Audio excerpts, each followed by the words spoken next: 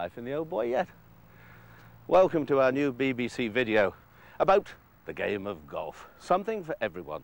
We've got chipping, putting, long game, short game, something on the rules, boys, girls, old and young, handicapped golfers. It's all there for your delirious delights. We're at the Walt Disney World Resort in Florida, home not only of Mickey and Minnie, but of 5 great championship golf courses.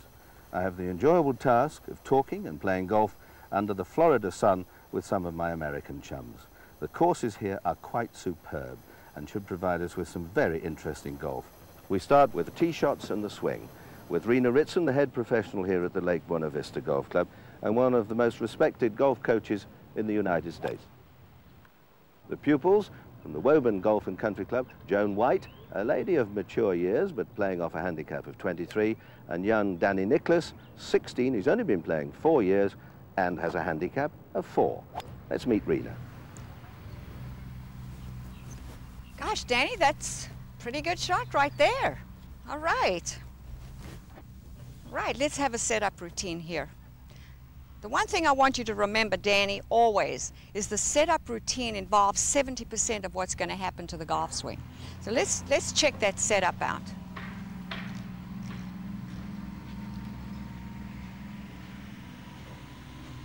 Good. Ball position looks pretty good.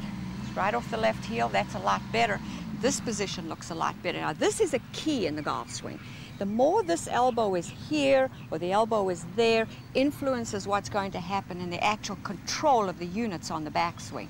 And what you're trying to do is control units. Your shoulders, elbows, and your hands. If they work away from each other or they try to make an excessive rotation, we're in trouble. Okay? Sure. Right, let's have a golf swing, Danny. So we just gently turn the elbow in.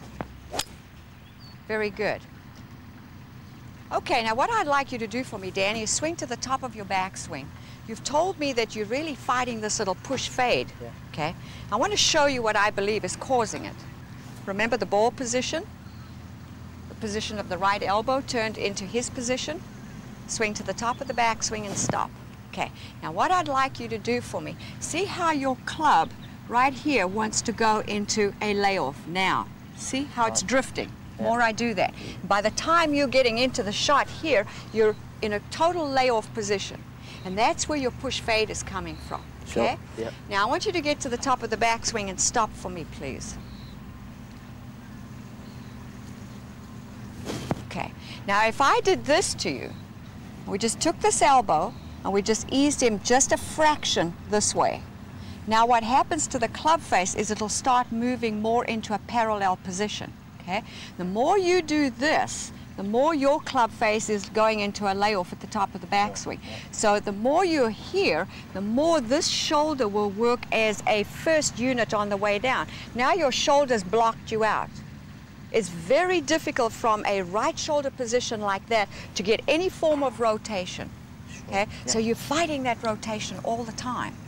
Okay, now let's start that back at address, please.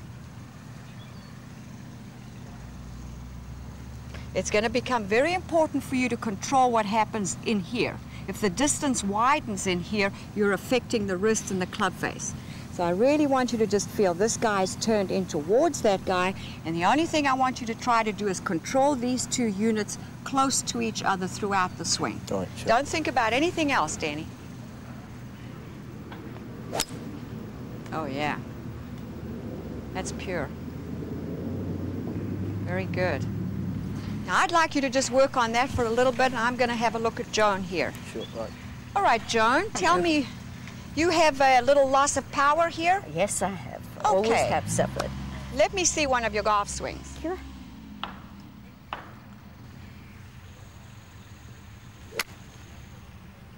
Well, I see what you're talking about, Joan. You really hit it very straight all the time, but yes. We need a little more pizzazz going there. Yes. Okay. Now, as I mentioned to Danny a little earlier on, the setup routine will dictate about approximately 70% of what's going to happen to your golf swing. So I'd like you to set up for me, and I'm going to make a few changes in the setup, which is going to allow you a lot more freedom in your backswing. You're very, very tied up in that backswing, Joan. Yes. So you're not getting enough of the club swinging back to create any form of centrifugal force coming into the shot. Mm-hmm. Yes. Good. Just set up for me, Angel. Okay. Now see how your posture is very straight? It's just straight up like this, and you're just standing like this. Now, this is an area that we're going to have to change, okay? And what I'd like to do, first of all, is mention that your left heel pad, which is this pad on the golf club here, you don't even have this little guy on the club. Now, this little guy here controls the wrist, and the wrist controls the club face, so the relationship in here is direct.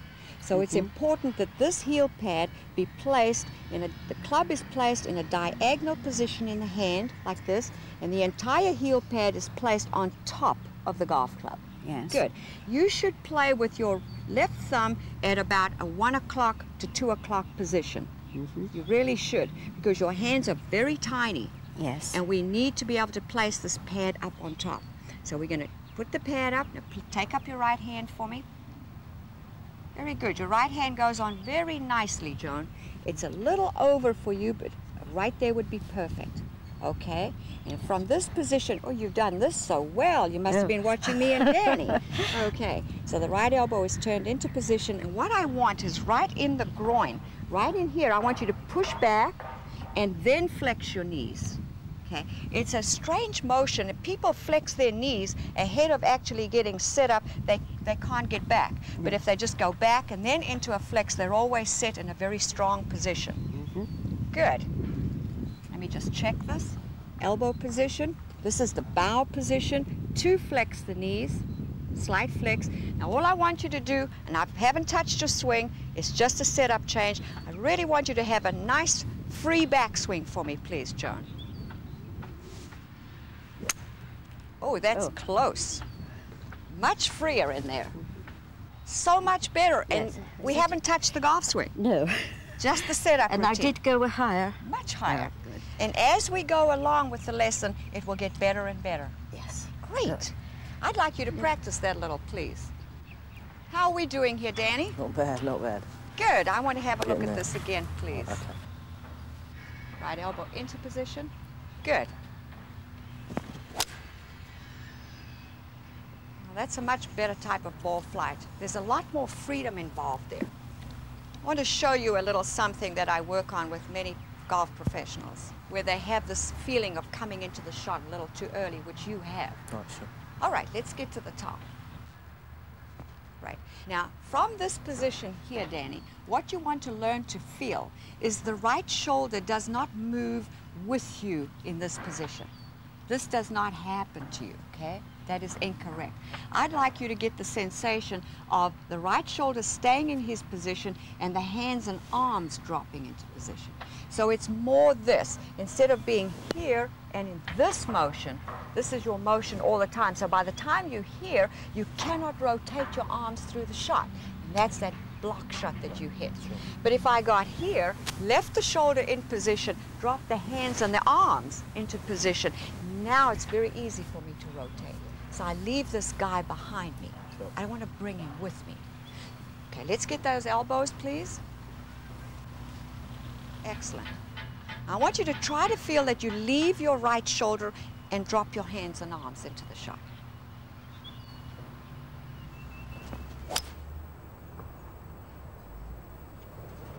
Good. An overhead view now of Danny's swing, and you can get some idea of what Rena's trying to tell him to do. Hit down, watch that right shoulder, but look at that tremendous follow through. A great prospect for the future. How are we doing, Joan? I hit one good one then. Okay, turn that elbow in a little more and push that little butt out there. Don't be frightened. Good. Nice free backswing. All right. Rena is trying to get Joan to generate, or be in a position to generate a little bit more power. She's not a strong person, but with timing, rhythm and balance, well, can she do it? I think she can. You're feeling a lot more power coming into your shots yes, now. I'm feeling more freedom. Absolutely. Your backswing was very restricted. And for a tiny little thing like you, it's very hard to hit the ball from here. Yes. It'd be hard for someone even that was big. So those little toes are turned out. Oh, yes. Get that little tail out there. Slight flex, elbow turned into position. Good. Nice free backswing all the way up. And thank you. How much better was that? It did feel much better. All right. Water hazards, very much a part of modern golf. And there are many options when your ball lands in the water. Greg here is demonstrating just one of them. Up she goes into the water. Option 1, play the ball as it lies. 2, take the stroke and distance penalty, particularly if you played from the tee on a short hole. Or 3, determine the point where the ball last crossed the margin of the hazard, but you must always imagine a line between that point and the hole and drop behind the hazard on an extension of that line and add a 1-stroke penalty. Now, what do you do if this happens? You've got to pitch up to the green, you just catch it a little bit heavy, looks not too bad, up the bank it goes and then back into the water. Well, you've got to imagine a line between that point and the hole, then drop behind the hazard on an extension of that line, but add 1-stroke penalty. The good ship Miss Tilly stranded high and dry on a jagged rock. Well, let's hope our pupils don't experience such difficulties as they face the water on the par 3/16. One of the newest features of golf course architecture is the usage of water. Of course, water fulfills many needs. Sometimes it's a storage area, reservoir for the irrigation. Sometimes it gets rid of a wet spot. But here, remember, at Lake Buena Vista, 25 years ago, this was a jungle, real Everglade stuff. This is the 16th hole. A pretty little short hole as you'll ever see. But in many ways, it's frightening, particularly for the long handicapped player. It's very claustrophobic. It creeps in on you. Can I get over the water? Let's listen to what the girls are hatching up here. Bunker, okay? Yes. And then you look at the distance right across to Well, where you you would normally too. play. Have you got your game plan? I think so. So, What do you think? What do you think? yes.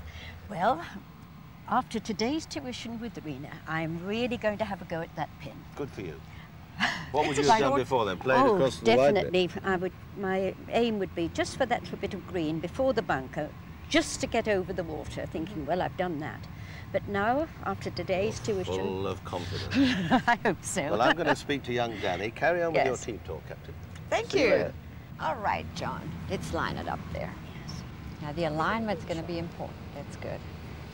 Just put a little bit more pad on there. Just relax, relax. Okay, little butt out, elbow in. And good. We're going to just swing, sitting into that knee.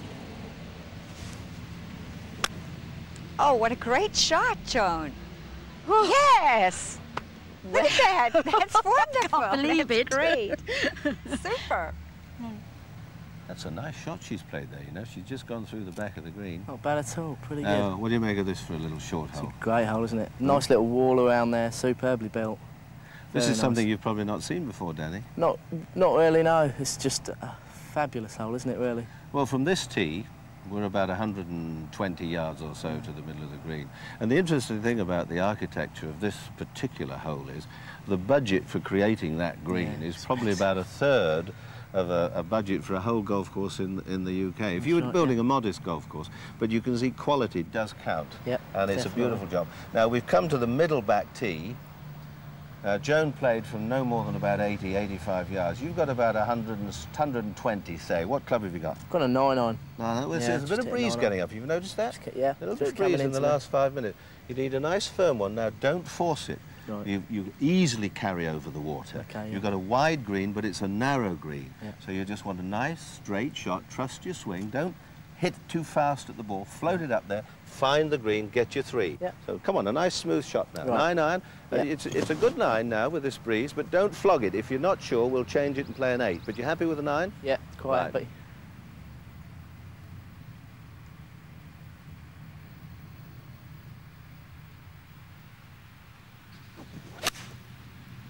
Well, you struck it beautifully. If that's the right club, that's an ace.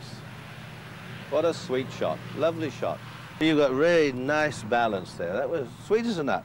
Thanks. Should go far, I shall put on your report. Thank you very much. Thanks. Pick up the tee, don't waste them. They cost a penny each. Or maybe threepence. Well, they were very good tee shots you all played there. Yeah. I surprised myself. I see you're only just off the back of the green, Joan. You've got a little chipper. Yes. The magic chipper. No trick shots right Actually, here. there's not as much room up on this green when you actually get here as there looks right, from yeah. the tee, because it's narrow with the Slopes flag this way. at the back edge today. It's not the easiest of places to find. No. You just stayed on. Just about, yeah. Yeah, that's all right. I shall hold the pin. Where are you, Joan? You're down there. We'll go around here. We'll get a good sight of you. Walk on his line. Take your guru with you. Yes. Okay, Joan. See how it slopes a little bit from right to left here? From right to left. Yeah. See the big slope? Okay. Yes.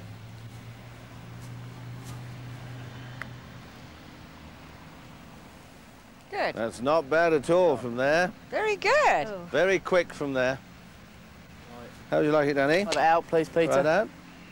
Keep facing towards From your the way left. that one came down, it's a bit speedy. Bit.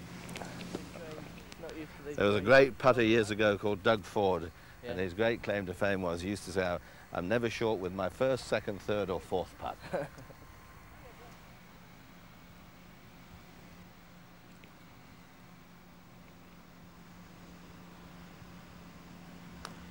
Oh, steady. Steady, steady. You haven't missed your turn either. That's when you try and explain to folks at home how fast the greens at Augusta are.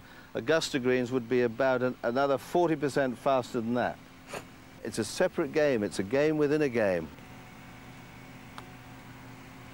Oh, the confidence of youth. Well I hold. remember you. I used to be. Well hold. Now come on, Joan. You've got that for the hole. I don't know why I'm giving you so much encouragement. Joan, why don't you just hit it straight? Straight. Don't look for too much there.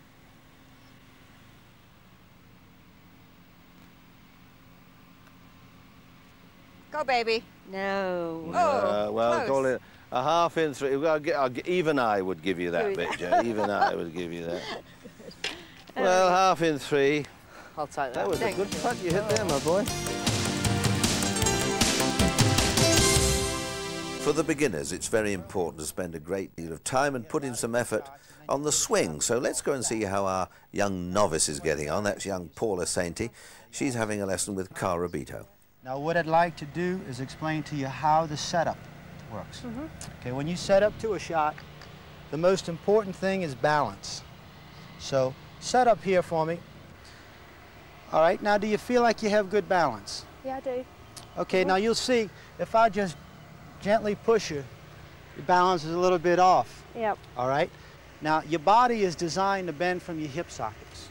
Most people bend from their stomach or their chest or their waist. Yeah. If you bend from the bottom of your groin or your hip sockets toward the golf ball so that this line stays relatively straight, now the weight's more in the center of your feet, more in the balls of your feet. Your arms will be able to hang a lot freer. Right. Okay, so just stand up tall. Now if I grabbed your collar and just pulled you forward, just come and lean forward, bend forward, that's it. Now I want you to maintain your face, chin up just a little bit, feet about as wide as your shoulders, and just allow your arms to hang. Okay, now watch this. Look how much more solid your setup is. Okay, so that's how we'll set up. Okay? So, let's see if we can get you to get your setup a little bit right here. Now just lean toward the golf ball, that's it. That's quite good. Now, see if you can just soften up your arms here. Yeah. Okay. Okay. Okay, that's fine. Now, I'd like to cover another myth in the game of golf. That's keeping your head down. Yeah. Now, everybody's heard, keep your arms straight and your head down. Set up to a shot for me, please. Now, close your eyes. Did the golf ball or your hands or the golf club move? No. Definitely All not. right, let your head fall off your shoulders. Did the club or the ball move? No. No? Now lift your head. The club or the ball move? No. So what is keeping your head down do? Not a lot. Not a lot. Now I'll tell you what it'll do bad. Yeah. If you keep your head down, first of all, you don't have anywhere for your shoulders to turn. And then when you're swinging down, on your downswing, if your face stays here, you can't finish your golf swing. And that's why a lot of times on your front swing, you're finishing back like this, instead of allowing your weight to get to your left side. Let your face release so your swing can finish. Okay. Okay? Right. Let's see.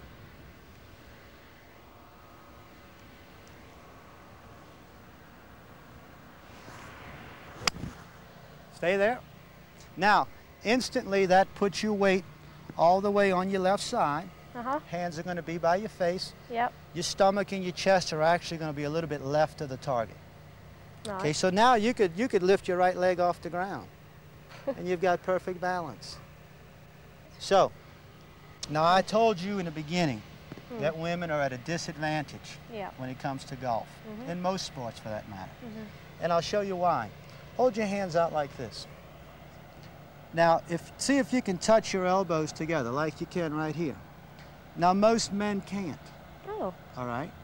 Now, what that means in a golf swing is when you take the club back, you need your forearms to support the golf club. And most women, and you're a bit of an exception, most women, their arms want to collapse and their hands finish like this. I see. So you'll see a lot of women, their swings typically look something like this. Yeah. And so they say, well, I'm not strong enough. Yeah. Well, that's not the case at all. Yeah. The case is their bodies don't work that way, the structure of their shoulders and their chest.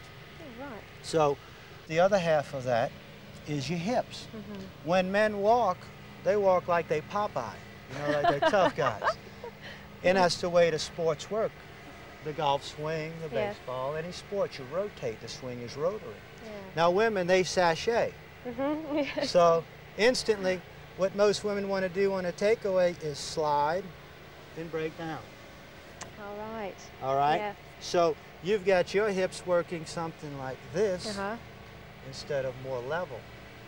Right. Okay, does that make sense? Yeah, it does. Very much, yep. So the golf swing actually is quite natural if you understand.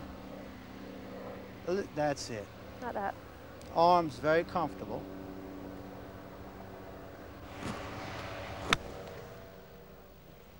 That felt better. Yeah, I like that. All right. Now do you feel comfortable with everything I've suggested? Now I want to ask you to do one last thing. Stand right here for me. If you think about it, all the golf swing is a pendulum. If you're 5 feet tall and you stay 5 feet tall, you're going to hit the ball.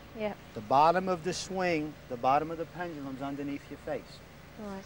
So if you stay the same height and just let the club swing, you're going to hit it. Well, what I want to do in your golf swing now is you've got your circle. I'll refer to it as a circle, this path. You've got it coming inside. Right. And that's why you're feeling a little bit jammed up, and that's partly why your hips are sliding. Right. So what I'm going to try to get you to do is just swing it a little more down the target line. Okay? Right. Okay. So set up here and I'll show you what I mean.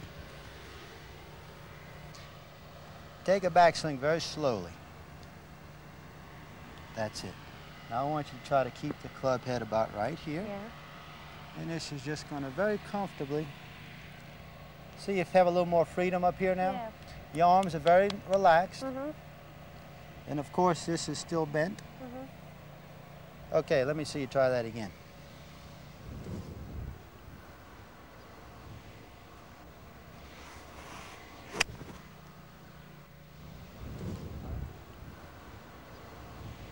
Now, when you're seeking perfection in the game of golf, one of the things that I think is ignored a lot of the time is grip.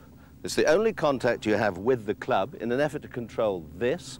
So of the three basic grips, I don't personally mind which one you use because they're all acceptable and they've all been used by the great players of the past and indeed the present. Let's start with the Varden grip. Remember the fingers The club goes across the bottom of the fingers. You close the hand nicely over, no gaps anywhere. That's what they call the V, which for right-handed players should point more or less over the right shoulder. Then the little finger of the right hand goes on the top of or in between the first finger of the left. Wrap the fingers nicely round, trigger that first forefinger. You'd be amazed how much power that can generate at the last moment as the right arm straightens. That can apply a lot of power there. Now the baseball grip, that's no fingers overlapping, all 10 fingers on the shaft. You see, once again though, the hands look more or less the same. Whichever grip you use, the hands are working as one unit together. That's the great secret. The interlocking grip, first finger of the left hand crosses over the little finger of the right and you wrap round so. Now that grip was employed very successfully by a young man, well perhaps not so young now, Jack Nicklaus, Sandy Lyle, Tony Jacklin have all used that interlocking grip. The baseball grip, the American PGA champion, Bob Rosberg, used that grip, and Art Wall, the former Masters champion. So it doesn't matter which one you use, be comfortable, because this is the only contact we have with the club, and the object is to control that, whether it be wood or metal. Let's move now on to the short game with Donald Crawley, who's one of the top teachers from the John Jacobs Golf Schools, based in Phoenix, Arizona.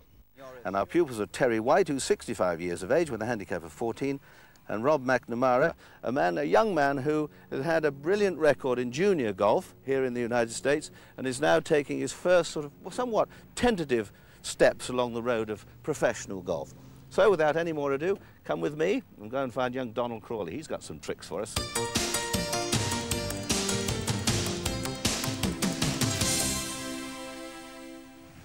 Well, Terry, how's it going? Let's see you hit one more.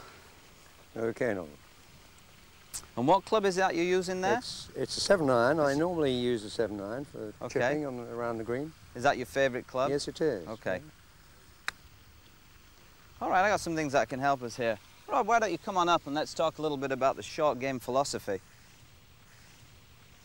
The variables are that you've got the golf ball, the golf club, and the golf swing. And the most important thing in this short game is that you've got to have a good visualization.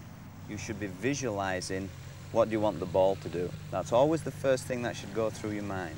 So for example, if I'm going to this first pin here, I visualize a shot that chips over the rough stuff here, lands safely on the green, and rolls the rest of the way to the flag. Now what club I use to do that will depend on the clubs I've got in my bag and the loft on the clubs. I don't want to get stuck to using just one club, because like Terry in your case, when you're in this situation using a 7-iron, when you hit it onto the green, quite often she runs too far. So we want to use a lot too. Club. Do you have a favorite club too, Rob? I used to, when I was younger, just tried to use just the pitching wedge. Right. And that works in reverse then you're having to take loft off the club. De-loft it, yeah. I've got a couple of clubs here just to show you some different situations. We've got the 7-iron and the pitching wedge. For the first shot, the close-up pin, I visualize that shot landing on the green and running the rest of the way to the pin. I want to chip and run that ball. So I've taken a 7-iron that's got the right loft for that job. That's what I've seen in my mind. But I'm going to take the 7-iron and I'm going to de-loft it slightly. Now the reason I'm de-lofting that 7-iron and turning it into a 6-iron is to guarantee a slightly steeper angle of attack. That means that the club is going to be on its way down when it hits the golf ball, and that's going to help it roll along the ground. Look at him. You can see straight into the hole there. Great stuff. All right. Now, what happens if we've got the pin set further back and all the way across the green there, we've got much more rolling room. So the shot I visualize, and there's not one correct answer, but the shot I'm visualizing is a low shot again, but it's going to be running ever so much more rolling power. So, would I use my 7-iron? Yes, I could, but I've got to make sure I turn it into a less lofted club. So my options are to de-loft it even more, so I turn it into a 5-iron to make it roll more, or I have to make a longer swing. Now, generally speaking, it's much easier just to de-loft that golf club. So we're going to take that 7-iron, de-loft it into a 5-iron, and make a little bit longer arm swing. As you can see, make the ball much more rolling power. If the pin was cut a little bit closer than this, now here's a situation where, Rob, you may go back to your pitching wedge.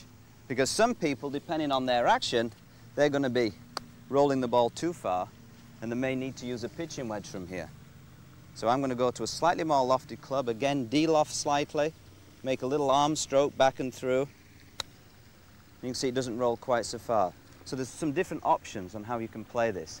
So try and get away from using just the one club, and the technique we're going to help you with now, Terry, is going to get you hitting that a little bit more solid.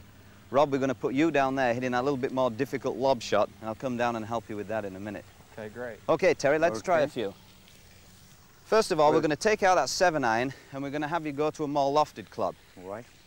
I'm going to have you do this with a pitching wedge or a 9-iron. Just address the ball as you were doing, please, and we'll make some changes there. Okay, now the first thing, you've had the ball a little too far forward in your stance with the club too lofted. And this has been making you come in too shallow, and that's why you've been catching the middle of the ball and it's been rolling too far. Right. So I want to take this 9-iron, aim it square to the target, but we're going to de-loft it by moving the handle forward. And then I'd like you to move your feet up towards the handle. Good. So the handle is always going to be about the center of your body. Great. Okay. Now you'll also feel like your right shoulder has come up a little higher, and the weight will be on the left side. Good. I want you to try and play a few shots from that new address position there. Good. Now that's much more of the contact we want. Now we'll just need to make a little bit longer swing to get it onto the green. Try that once again. De-loft, keep the right shoulder up higher. That's the idea. Now if you wanted the ball to roll further than that and you wanted to go to the other pin, then we go ahead, we don't change the technique, we change the club. Right. Then we'd put the 7-iron or maybe even a 6-iron in your hands and have you go to the further pin. Same procedure. So the aim, the de-loft, and when you move there, move your feet forward so that handle stays centered. Good, right shoulder up. And when you swing the arms and club back, not so straight back, just a little bit of an arc from inside to straight. Well done. Now remember, the procedure you would follow on the golf course is you would visualize the shot. What do you want the ball to do? To run on. Yeah, and then what club would give me that ball flight? Right. And then thirdly, what swing do I need to make that happen? So I'll leave you with those 3 ideas. Okay. But remember, for you, I want you to keep working on de-lofting that club, which brings your right shoulder up, and that helps you hit down at a little bit steeper angle. Okay, Terry, I'm going to leave you to work on that. I'm going to check down here and see how Rob's doing. Right, thanks for your help, Don. You bet, I'll, keep on practicing that. That's it. Keep de-lofting that club. Okay, Rob, well, we're faced with a little more difficult shot here, a little more challenging. We've got to toss the ball up a bit higher, and that pin's cut pretty close to the green. What club are you using there? I'm using my sand wedge here. Okay, that's fine. Let's watch you play a couple. I've had a little bit better success doing it since we talked about getting the hands where I'm not de-lofting it as much. Right. Good. But I still occasionally hit some that are inconsistent. Yeah, very, very inconsistent. Just let me trade places with you. I want to share something with you. Come down and watch me down here. On this lob shot, again, the variants are you've got to visualize what you want the ball to do. You've selected the club, and now we've got to get that third variable, which is the length and the pace of the swing. Now, I think the reason for your inconsistency is you've got quite a bit of a wrist action in there at the moment, quite a significant wrist cock, which is causing you undue acceleration of the club head. It's a little independent of the body. So I'm sure what you'll find is sometimes the wrists release the club and the ball flies too far, 15 feet too long. And then particularly on this delicate one, with the same tendency, the wrist can work the club too lofted underneath the ball, and now she comes up, you know, 12 feet short. And that's probably the inconsistency you're experiencing. So what I'd like you to work on is we're going to just let the arms and the body move together. It's going to be a little bit longer arm swing with a little bit less conscious wrist action, and keep the body moving so it turns back and through. It'll give you just a little bit softer shot. Can I have my hands a little bit less forward where I can get more loft on the club? Yes, absolutely. Put the club down. If you want the ball to lob, put the club down, a lofted club, and that takes care of the ball flight. And a little longer swing. A little bit longer swing with a little bit less wrist action. It's going to feel a little bit more arms and a little bit more body turn in there. Oh, much higher and softer. Good. And that'll roll consistently for you. Now let's say we're faced with this other pin over here, and we've now got to fly the ball further in the air, again to go over the rough stuff. You're going to, again, need to work on the length and the pace of the swing. So that touch and feel you develop in there is really same technique, but a little bit longer, slower swing. Whereas in the chipping, you're varying the clubs to vary the distance. And in this pitching, you've got to vary that swing, so it gets a little bit more delicate. Can I hit this shot a little bit lower since Yes, we you can. have more green to work with Absolutely. You've got rolling room, so it's not, you don't have to fly the ball all the way in and make it come down like a butterfly with sore feet. Okay. So that club will work fine. If you wanted to de-loft this a little bit here, that's fine too. Let's have a practice swing to try and feel the length and the pace of the swing we need. And I want you to remember your arm swing and your body action is going to be somewhat coordinated there. So you keep your body turning. Is that better there? Yeah, that's right. I want you to feel like the golf club stays centered to your chest, and as you swing back, this turns with you, and then on the way through, the golf club would stay centered, which just encourages you to keep the body turning. Just like you would on a full shot almost. Just like you would on a full shot. This is just a mini golf swing now.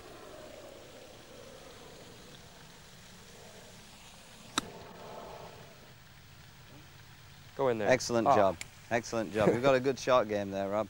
So you really had a pretty good action. You've had a tendency to get a little bit too wristy, and the club is independent of the body action. So let the arm swing be a little longer, and try and feel the butt of the club stay centered to the body, and the body therefore keeps moving at the same speed that the arms and the club are going. So the belly button and the arm should almost end up at the same place in the follow-through. Exactly. Right here. And then, of course, the other variable, if you want to get a high lofted shot, you put the club down with more loft on it. And if you want that lower running shot, then you can de-loft a little bit, just like we were talking over there with Terry on the chip-in.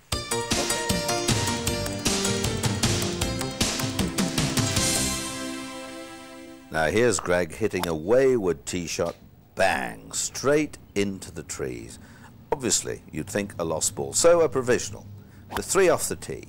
Away it goes, little touch of draw, the most beautiful tee shot, and is wondering why he didn't do that the first time. But that first one, somehow or other, got through the branches and has ended up at the foot of this big tree. Totally unplayable. Now, having found the first ball, he has to play it or do something with it. In this case, he elects to call it unplayable. So 2 clubs lengths. Always remember to use the longest club in the bag, not the putter. Now he's got a little bit of leeway, a little bit more room. He stands there, arm outstretched, but see the ball is moving nearer to the hole, so he has to drop again. He's had 1 penalty shot, remember. No more penalty shots. He eases himself back, it drops, it rolls a couple of clubs lengths, perhaps not quite as far as that, but not nearer the hole. So he's now about to whack it out under the trees, but he will be playing 3.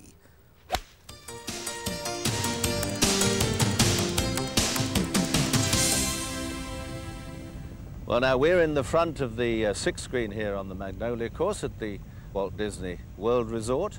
And Donald here has found a couple of good locations for our star pupils today. On a downslope here for Rob, a shot of about 70-75 yards, over water, uphill, pin about in the middle of the green. And, well, you've got 2 clubs there. Which one are you going to select? Well, I've got a choice between my 60 degree and my 56. Now that, folks, is loft. He's got one here with 60 degrees of loft and one with 56. And believe it or not, the one with 60 degrees has more loft than the one with 56. And I'm going to go and see how Terry's doing. I'm going to go and see how he's doing. Good luck, guys. All righty. So which one do you think you're going to use here? Well, it's 75 yards to the hole, and so I really have the choice of both. So now it becomes making up my mind on choosing a shot. The 56 degree wedge right here, I'm going to hit a little bit lower. And I can hit that 95 yards, so I'm going to have to tone that shot down a little bit. Or hit that one firm. Or hit this one firm, exactly. On the downslope, now you've got a bunker in front of you, and you'll notice the bunker is exactly the shape of dear old Mickey Mouse's head. So that could be a slight distraction. Not a real good time to visit Mickey, though. I'll wait and go visit him over at the park. Well, and the flag, as I say, is pretty well in the middle of the green. So you're going to play what? What club are you going to use? I would like to use a 56 because I want to bring in a little lower shot and I have plenty of room to let it skip on up there. So the idea is, you're on the downslope, what are you doing different? A little weight distribution different, or what? A little bit more probably on the left side to support the blow of the downhill shot and kind of play the ball a little bit more back and drive the shot a little bit more. The great thing, though, is to keep that left wrist, isn't it, going through? The moment that collapses, you're gone, aren't you? We're in the drink. Yeah. So a positive shot, weight, what, 60-40, 70-30 on the left foot? Probably 60-40. 60-40. And a positive, firm, downward blow. Exactly. That's the reason for this club as opposed to 60 degree. Go on, then.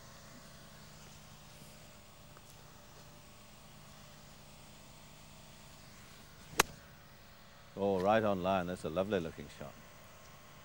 You see, I find it interesting watching you play. You look very comfortable. Your feet, your heels are only a few inches apart. So many club players playing, they get themselves into a very ungainly position. They don't eliminate movement, they create movement. Instead of just having a simple narrow stance and just making it a hand and arm shot, they sort of have all sorts of other movements here which sort of all add to the confusion. Really, there's no need. I mean, it's just a long pitch shot.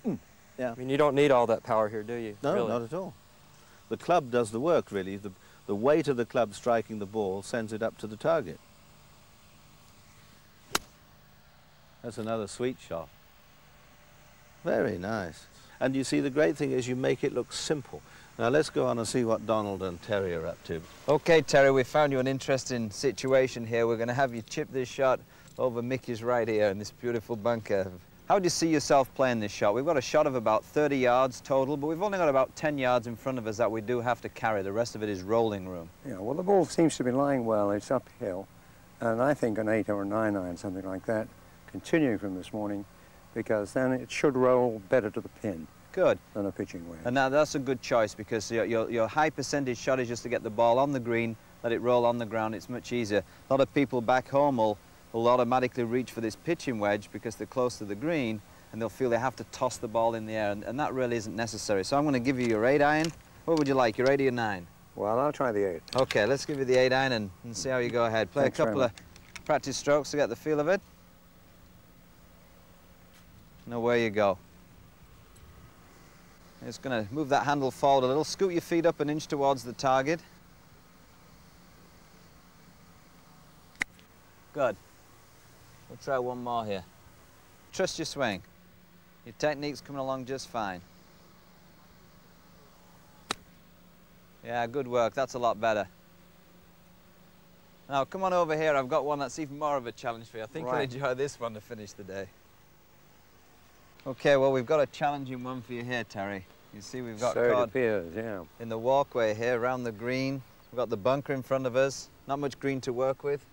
How would you visualize this shot flying? Well, I think I'd like to try a sand iron on this one to get it up over the bunker and use the little bit of green that is there. All right, little high flying shot. There's the sand wedge, sir. Good luck. Bon chance, as we say.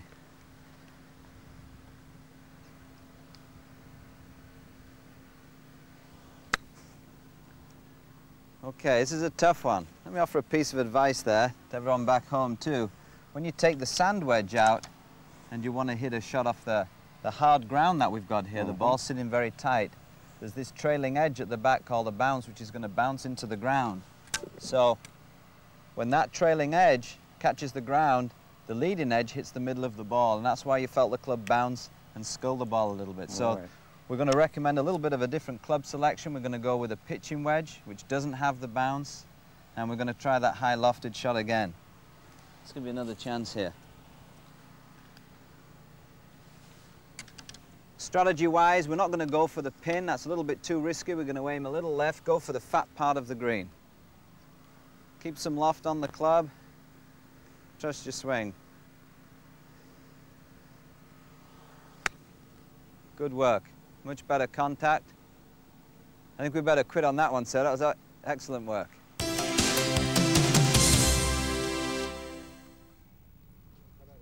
Now this group of golfers are rather special indeed, for they're disabled.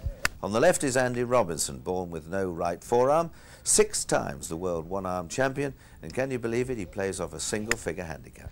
Next to him, we've got George Roberts, who's here for a very special reason, George. He's the minder of our 3rd player, Ron Alfrey. Now, Ron cannot see. He's started losing his sight 9 or 10 years ago, but he plays off a handicap of 23.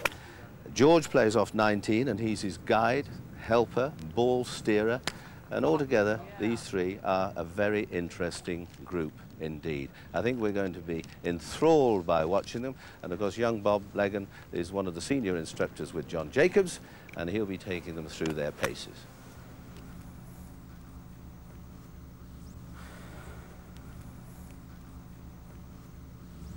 Okay, go ahead and address that golf ball. Now I'm going to move your grip underneath to the right, And the reason we're doing that is to get the club face at a better position when it meets the golf ball. And then after the backswing, you just need to feel as though this is happening. That will, as well as combine with the grip, square the club face so the ball flies on a straight line. Ever so relaxed with the grip. Please don't hold it so tight. Watch the grip. Good try.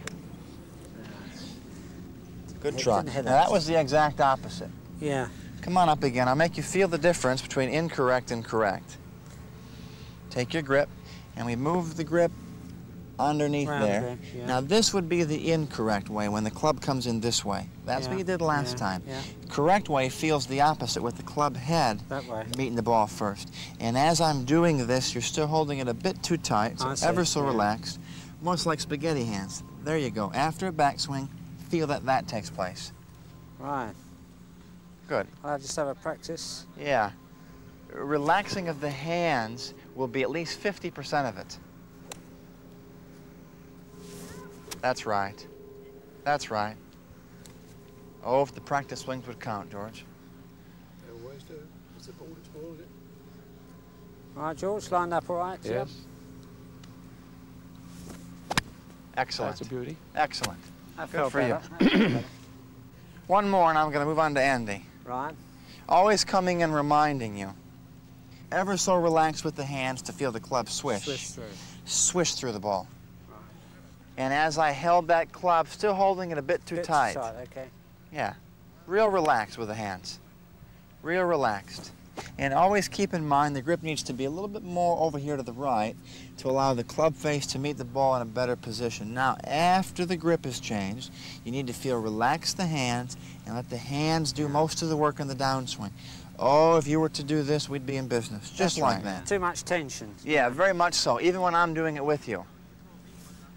That's the idea there. Right. That's the idea.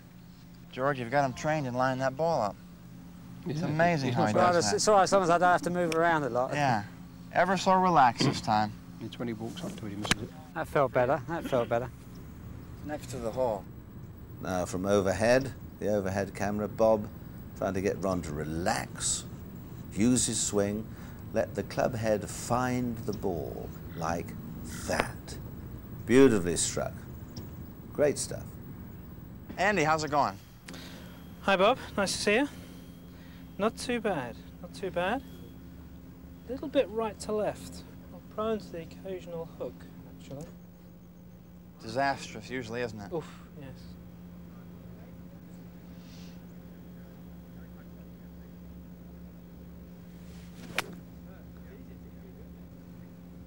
Excellent.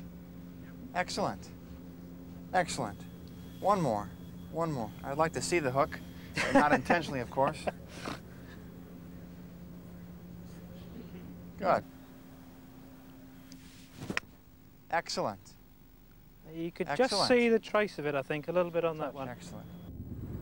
Now our overhead camera will give us a very good impression of Andy's wide backswing, but just look at the follow-through, right through. Great stuff.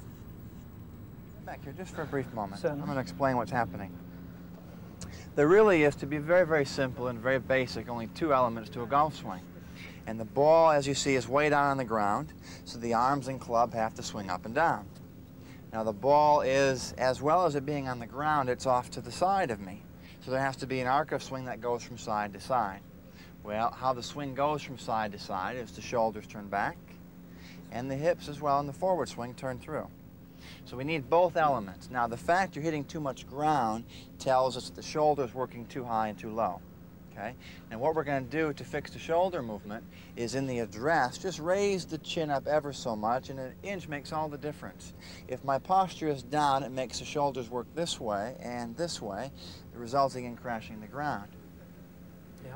If I lift my chin up and I exaggerate the point by doing this, I work ever so nicely, more horizontally, if you will. This motion here drives the ball forward. This motion here, as you can see, will drive all the power and energy into the ground. So right off the bat, we're going to come up and just adjust the posture, and I'm going to make you feel just a little bit of a turn in the backswing. Have a go. Okay. Okay. And if the ball hooks, which I haven't seen it hook so much as of yet, we'll just adjust the grip. Okay. You just let me know when you're all ready to go. But don't swing. Okay. That's great. Chin up, that's a great spot for the chin. This turns ever so slightly behind you, and then you just turn through over in that direction. Okay. Just think, turn twice. Ah. Less ground, more ball. Yeah, certainly. It's quite Excellent. sweet. Excellent. Excellent. Chin up just a hair. Shoulder turns horizontally behind you, just a little bit. Great, great. Now, that's a good golf shot, but the ball's hooking a little bit to the left. Yep. Here, I'm going to explain to you exactly why it's hooking to the left. Now, those are great backswings, and what tells us they're great backswings is the club is now meeting the golf ball on a more solid, level angle. It's not so much up and down into the ground. So the backswing's quite good. But after a good backswing, and I'll illustrate with just my left arm, if I tend to slide my hips this way, they get almost stuck in the way, and they get stopped, so to speak. Well, the club face, it never stops in golf. It goes very quickly through the ball and closes quite rapidly. That makes the club face close too quickly, resulting in a golf ball that hooks to the left dramatically. Right. And the problem comes is when your mind sees the ball hooked to the left, that plugs into your body's muscles, and the muscles now say to drive underneath more this way. Now we're going to block it to the right. So the whole ball of wax combined is good posture, meaning taller chin, shoulder turns behind you, and then as the club swings down under the ball, the left hip pocket's going to keep moving to find the other side of the golf swing. Okay? It would never be a sliding, driving under action. It's always a level or a hip turning through over on this side. That'll square the club face up. Right. Have a go. Just going to readjust the grip a little bit. Good. Left thumb not so much on this side, but left thumb almost straight down the shaft. Really? Now that'll feel really weird, but you know what? Feels very weak. When you have the same exact golf swing, the club face will not be looking this way, the club face will not be looking dead square. So grip straight down the center, this turns away, and you turn through over on that side of the golf swing. If you top it, it's my fault.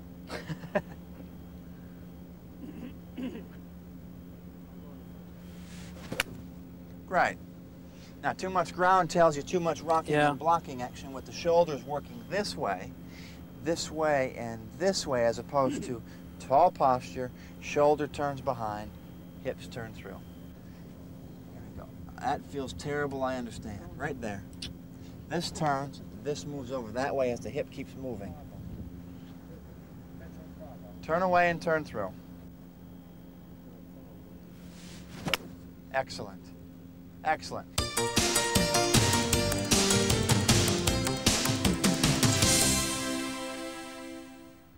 A lot of golfers complain that the only time they see ground under repair areas clearly marked is either on Captain's Day or when there's some other great competition about to take place on their golf courses. The greenkeepers use it a lot to mark areas where they've reseeded, returfed, where they're repairing areas where much traffic has gone by in the weeks before. Now, if you're in an area like this, ground under repair, you must, I repeat, must pick away. No penalty is incurred, 1 club length. Now, Greg could have used a driver, but he's got plenty of room to drop the ball and swing. You see, he put a T-peg down there to mark the limit of the 1 club.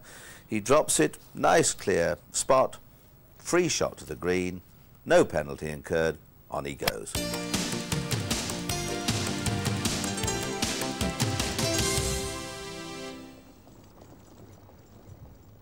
Well, this is it, the moment of truth. Here we stand on the 18th tee at Osprey Creek. Magnificent new golf course, and I must confess it looks a bit frightening for anyone young of years and who can see and has got both arms. I've never seen quite so many bunkers littered all ahead. A creek, river on the right-hand side, a very formidable hole indeed. Slight dogleg left to right, and this is a big, big test, and I think we're going to put Andy up first. Andy, what do you think? First look at that.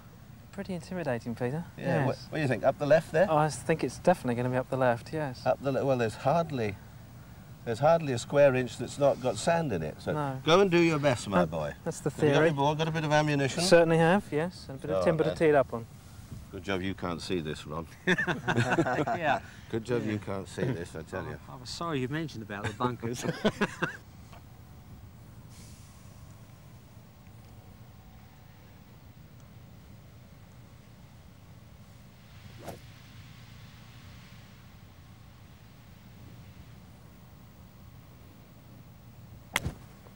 Hey. Oh, that's a good drive. Not bad, not bad at all. Good On going. you go. Better come over it. Good hit, very good shot, Andy. I have a practice swing, Just come George. round here a touch.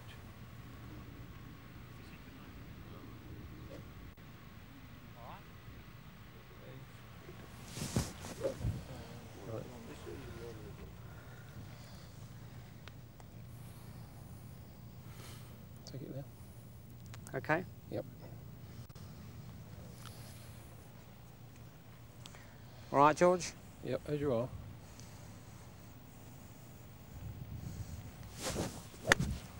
That'll do, well done, Ron. All right. I hit the ground, didn't Touch I? of the Arnold Palmer's there, a bit of divot. He's the only man I know that ever smashed them with a bit Is of it divot right? with a driver. Yeah. He wasn't a bad performer. That's good, come on. Oh, good. Let's hit it while you're mad.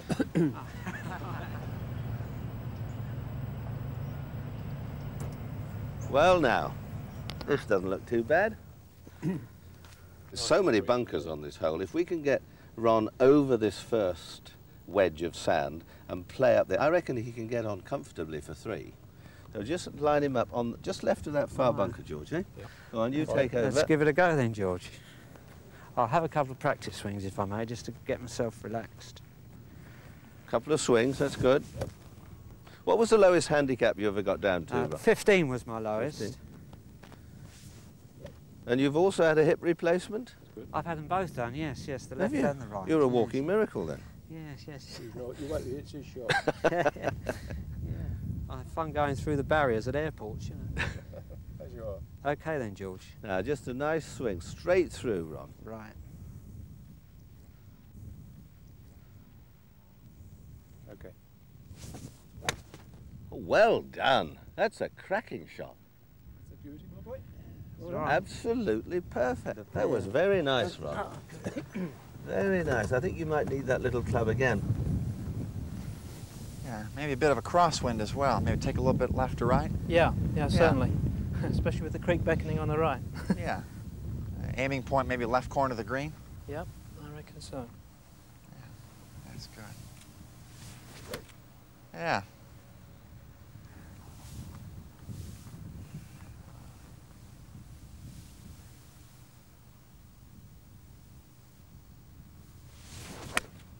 Oh, you'll enjoy that one. Oh, great shot. Great shot. That one. I could do that every time. Well done.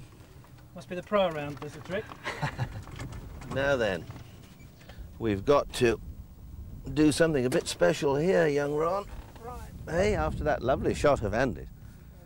Now, George, this is going to call on all your expertise. What do you think? He's only got about 145, 140 yards to go. What do you got here? What have you got, George? Little 7? 7. All right, well, you've got to grip it down the shaft a little bit. Right. You know, just take a little bit of the strength out of it. And the wind's quite fresh. Yep. And it's a big green, flags fairly well on the front today. So you don't baby it, don't be afraid of it. Just because at the worst, you'll go to the back of the green.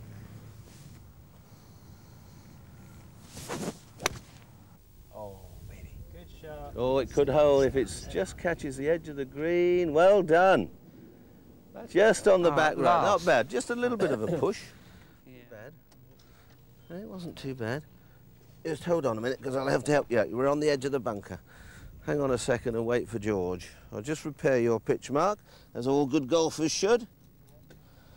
See, if you repair your own and somebody else's inside of 3 days, there aren't any pitch marks. What are the main points, Ron, for you as far as putting is concerned? I mean, I mean, if there's a borrow, he'll line me up to the borrow, not to the flag, because I can't see the flag. Yeah. The main thing is the distance and the pace, really, just to get the pace right. Right. So what are you going to tell him? What I would normally do is pace it to the flag for him. Yeah. Step it out. Come back, tell him what it is, and then line him up.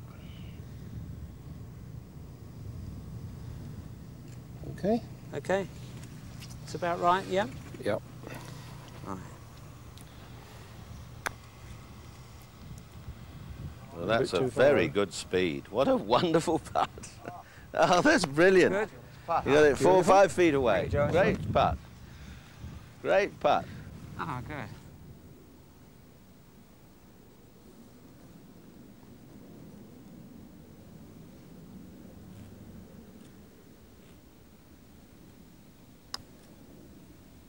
Oh, what a good putt, Andy. Hurry up.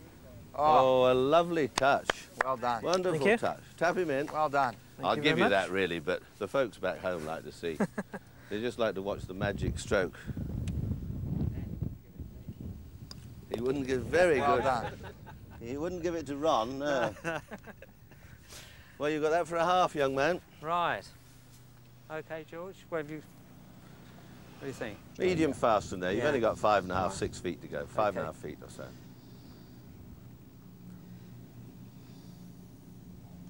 Right, 5 foot stroke it in. I don't believe it.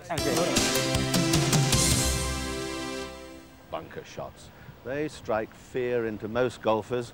And why, I wonder? Well, I'm sure they get fed up with people like me and my fellow instructors telling you how easy it is just to get out of the sand. Well, in fact, you know it is, but there are certain rules and regulations that you must abide by. Most people play their golf at their home club, particularly in the United Kingdom, although there are plenty of travellers that go through Europe and indeed come and visit America on occasions. But just think what sort of sand you have at your golf club. Now, if you play by the seaside and step into a bunker, odds are you're going to go down 6 or 8 inches in loose sand. So you might need a bunker club with a wider flange on the bottom. That will assist you. If you play on the hard, certainly in the summertime, hard-baked courses of North London, where the sand sometimes gets rather compacted, you might need an edge with a little thinner edge, more like a pitching wedge, so you can play more of a cut-up shot rather than a full-blooded blast where you just hit the sand and everything comes out in one glorious flowing movement. Then, of course, you've got the golf clubs on the downs overlooking Worthing and Brighton, where the wind blows and the head greenkeeper goes potty trying to keep the sand in the bunkers. Well, here the sand is very light and it's very, very powdery. Now, that also has its problems. If you get heavy rain, it goes a bit gooey, a bit like semolina pudding. But today, it's light and fresh and pure white, almost like crushed marble. Our pupils this time are Paula Sainty and Matthew Alfrey, the son of Ron, who plays off 6. Let's join them now. They're with Wally. Was I right in my description of most people being terribly afraid of them? But in fact, if they get 1 or 2 things right, at least they can get out. And then if they 2-putt, they're down in 3 from every greenside bunker, and the handicap comes tumbling down. That's right. If they can just understand a few basic principles of the sand, how to move the sand out and let the ball ride on the sand. Well, Paula and Matthew are waiting for you. I'm going to listen eagerly. I'll leave you to it. I'm ready to go. Let's go. It. Great. Let's see you take a swing, Paula. Okay. All right. You haven't been playing too long, have you? No, about 8 months or Well, so. I'm going to give you some good things to think about in the trap today. Okay. And the most important thing is to realize what gets the sand out of the bunker. Right. It's not the face. You can see this is a real interesting club, isn't it? Yep. It doesn't have a face in it. Oh. And so what I'm going to show you is that the bottom of the club, which is the flange, splashes the sand out. Kind of like in a swimming pool. You know, when you've been swimming, you don't dip your hand under the water and then lift the water up and throw it at someone. What do you do? Just sort of splash the surface. You kind of splash it down, and the downward motion of your hand splashes the water out. Right. So I'm going to teach you how to use the bottom of the club to splash this, spank the sand, and the sand will come out. Okay. So let me hit one and show you what I mean. Okay. Just step right back here. People are always wondering how I can do this, so I'm just going to splash the sand out.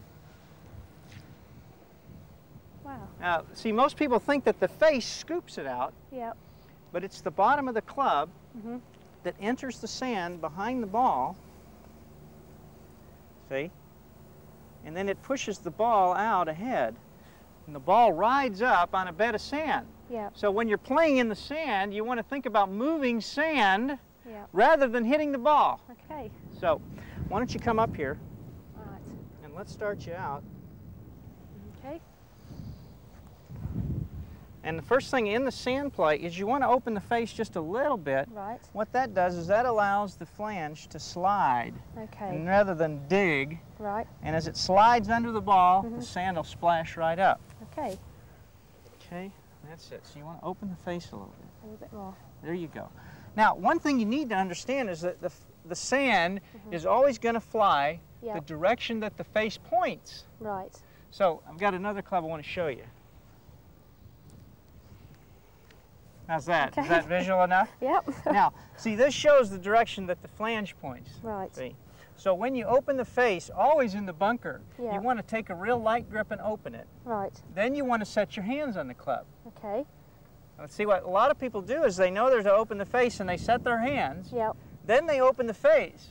Right. See? Now Yep. what's going to happen when they swing?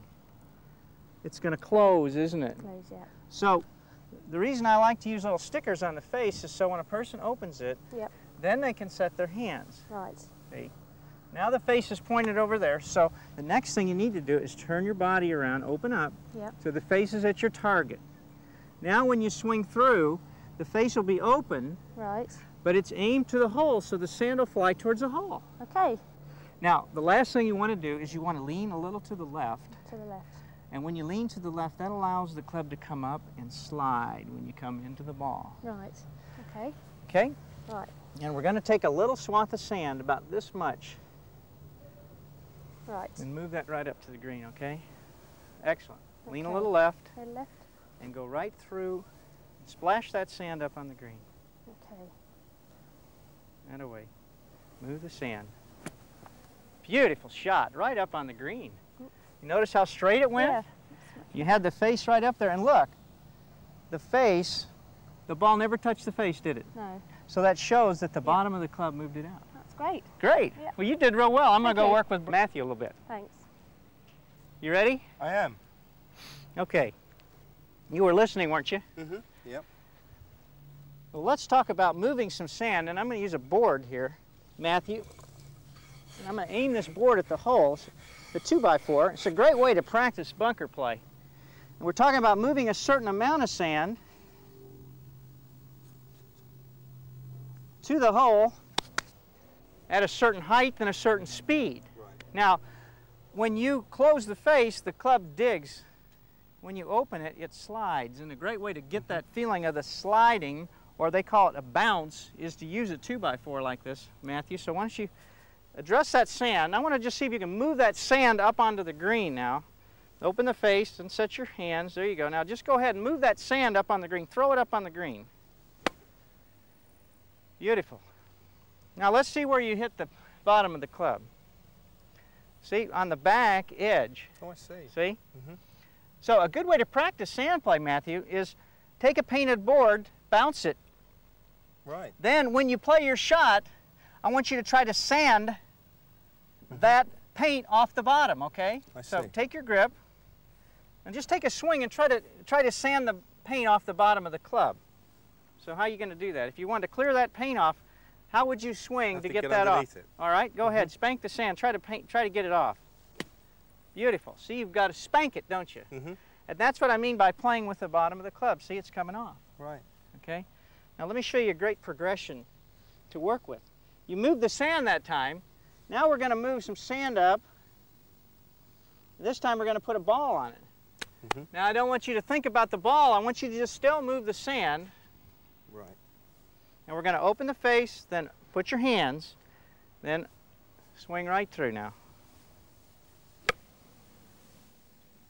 And the ball just comes right up off the sand. Mm-hmm. Now the next progression is we come over here. Now we're going to move some sand. Let's move that sand on the green. Clear the sand. Beautiful. See? And then, let's move the sand and see what the ball does.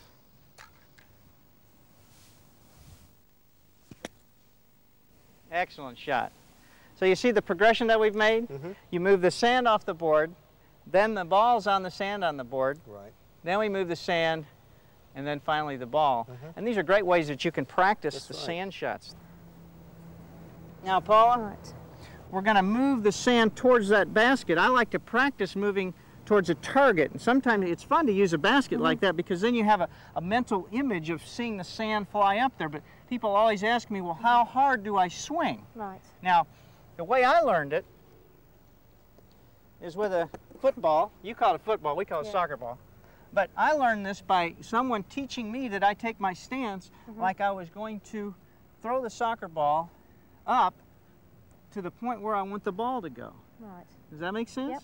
And you want to get, so you wouldn't stand like this and throw it. No. You'd open here, Right. and you'd swing your arms. So that's the feeling you want to have. How far do I hit it? Well, you think about throwing a ball up there, how hard you would swing your arms.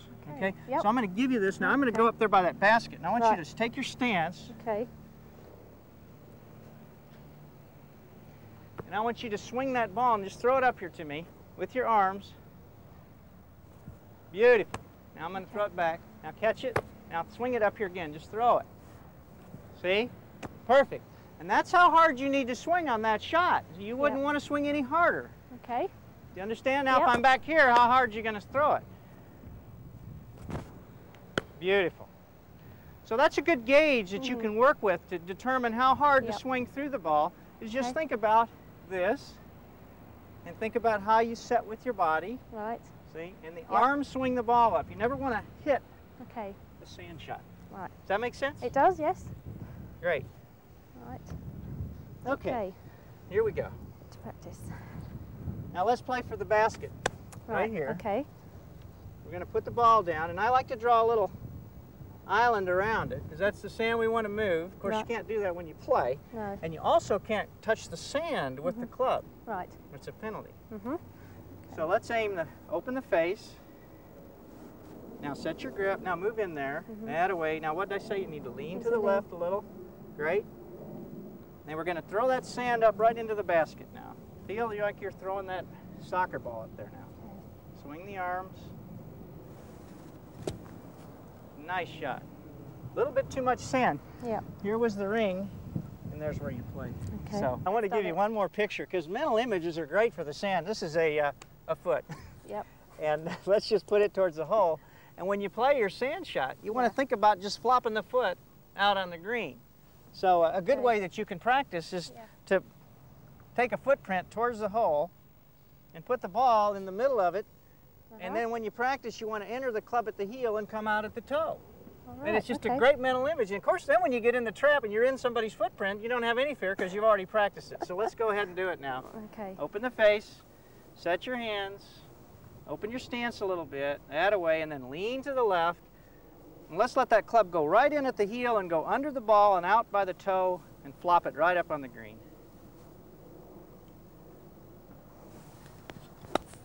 Beautiful shot. Got it out. Are you ready? Yep.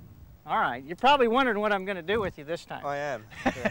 You know, a lot of people, Matthew, have trouble finding just where to enter into the sand. And it depends a lot on the sand. When it's real soft like this, you want to come back about 3 inches. Right. When it's harder, you've got to get a little closer because it doesn't take as much sand to compact to move the ball out. So what I like to practice with is a pipe cleaner, a little red one. Now on this sand, and you can practice this way at home, and when you're out practicing, is just lay it back there about 3 inches. Now set up to it.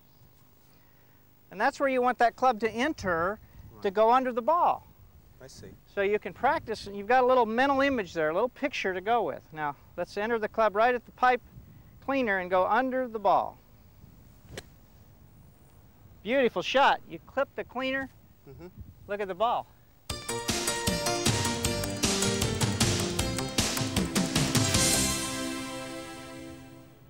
Now here's Greg pitching up to the green, but he's heading for the bunker, not only heading for the bunker, but bang, right into the face of the bunker and half buried, what we call in the trade a poached egg shot.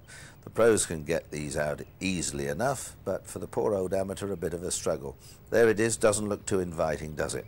Now, whilst we look at that one and ponder it, Greg's partner for the day cracks one into the sand almost alongside, virtually in identical position. Now, we can have a problem here. If there's no markings, no names showing, it's easy to play the wrong ball, which is exactly what Greg does. He thinks this one's his, and he goes ahead and plays it. And then, having walked up onto the green, he discovers that it's not his.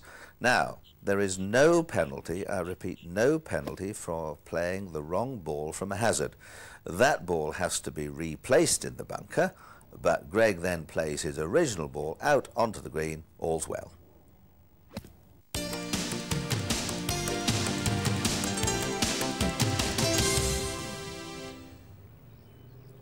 Now here on the green we find Todd Howard, one of John Jacobs' leading instructors, and I'm sure he'll have some good tips for all of us. Our goal today is to make you the best putters that we can make you in the short time that we have to work with you. Most of the game of golf is played through the air, hopefully, but here on the green we're rolling the ball along the ground, so it's almost a game within a game. Now there are two parts to putting that I'd like to cover today. One is the technique, making sure that we all have the right grip, the right aim, the right stance and posture to hit the golf ball solidly so that we can roll the ball consistently along the surface of the ground. The other part of putting that is terribly important, I would say even more important than the technique that you use, is touch and feel. I suppose good billiard players are good putters, because they have touch and feel. So we'll be talking about both of those things briefly today, but first off, the technique. How do we hold the putter? How do we stand to it? What makes for a good putting stroke? Well, you see a variety of putting strokes on the PGA Tour and all around the world. I suppose you've got the extreme, which is Mr. Aoki. Of course, he holds the putter off the toe this way and stands over a bit. I wouldn't change him much because he has excellent touch and feel, able to roll the ball very consistently along the ground. If I had a new player, though, we wouldn't start you off putting the way Mr. Aoki does. However, some of the things that most good putters have in common as far as the technique. Now, we all know that the putter face must arrive to the golf ball squarely at impact. We must have this putter square as we hit the golf ball. So in order to do that, we must grip the club correctly. And the grip is by far the biggest controller of that club face. So let me all show you. As you grip the putter, we have a lot of different styles of putting grips. We have an overlapping grip. We have an interlocking grip. We have a reverse, they reverse their hands even. We've even got Bernard Langer putting this way these days. All of those are viable ways to hold a putter, but the most important thing about holding a putter is making sure that both palms are facing on the grip and your thumbs are down the center of the shaft. I'll be looking at your grips as I teach you individually today.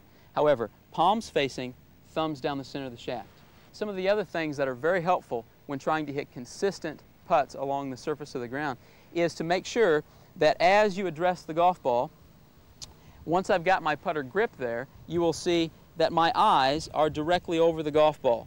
The ball position in putting is middle of my stance to forward in my stance. You'll never see a good putter playing the ball back in this direction here. So we'll make sure that we grip the club with palms facing, thumbs down the center of the shaft.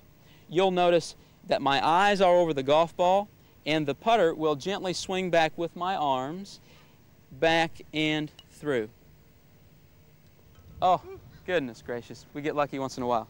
Nevertheless, we want to grip it with both palms facing one another, thumbs down the center of the shaft, eyes over the golf ball, and I suppose the biggest thing is to make sure that once you've taken a practice swing or two, you commit yourself to the particular stroke that you're hitting.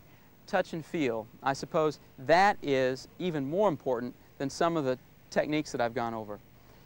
When you have the golf ball on the green, it is terribly important that your first putt is close enough to the hole that you don't take 3 strokes to get the ball in the hole. And if you think back to the last time you 3-putted, I think you would find that the first shot that you hit was either way past the hole, or of course the first putt would be well short of the hole.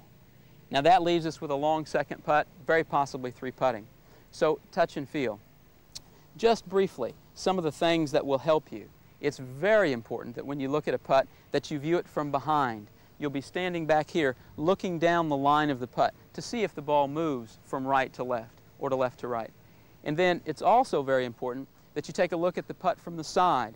You will see that if you walk over this direction, you can actually see a putt from the side. You can see how long that ball has to travel along the ground. Now, it's not so important that you know exactly that it's 17.5 feet, but you need a mental picture in your mind of how far that putt has to go so you can develop the touch and feel involved.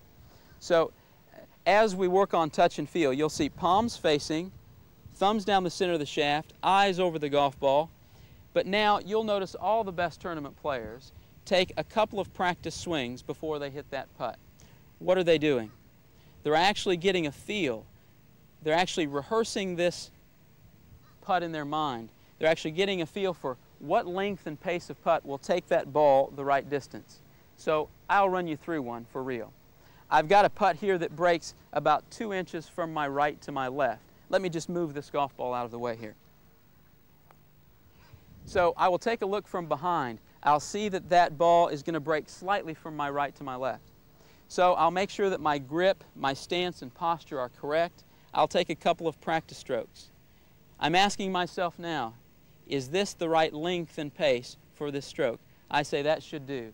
I commit myself to that, and that is a very important word. Once you've taken your practice swings, commit yourself to doing that, just that. So we'll do just that. Ooh. I'll take that, though. I've got an easy second putt in. Now, you'll also notice that there's a club laying on the ground here. That is very important to us because that will illustrate to you very clearly that the correct putting stroke is one that does not actually swing straight back and straight through. The putter head, particularly on a longer putt, will swing slightly from inside of that target line to straight through as I hit. And I'm just going to hit 2 or 3 more putts, and I want you to notice that the golf club itself will swing from slightly inside to straight through. Oh, not again. Goodness gracious, I'm on a roll. Okay, one more time. You will see that that putter works from slightly inside to straight through. It's not straight back and straight through simply because of my position to the golf ball. Here on the putting green, I am still beside of the golf ball. Therefore, the club will swing from slightly inside to straight through.